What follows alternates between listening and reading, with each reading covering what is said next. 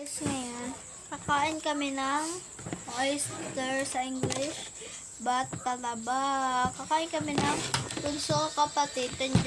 Tandaan nyo yung water bottle challenge sa 3 years old ng kapatid. At eto siya. Behay ka.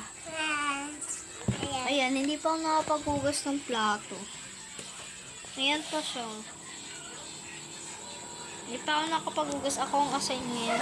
Then, kain na kami. Yan, oyster.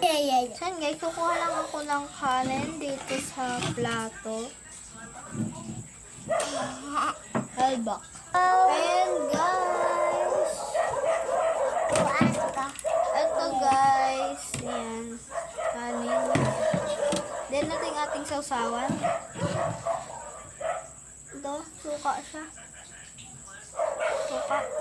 Ate, yung puso. Then ito yung talaba. Ito guys yung suka niya. Medyo matamis siya. Ayan. Ayan siya. Tingnan niyo.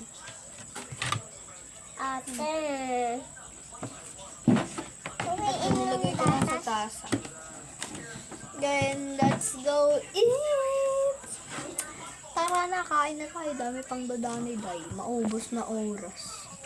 Ito na nga, kakain na kami. Let's go, be. Ate. First. Tada! Ate. Ako muna, syempre. Ate. Bigyan ko na nga siya, guys, kasi paubos na yung tayo makasubo. Ate, sukoy ito. Dali na! Huwag na! Maubosing ako sa akin. Ano? Sarap? Sarap daw.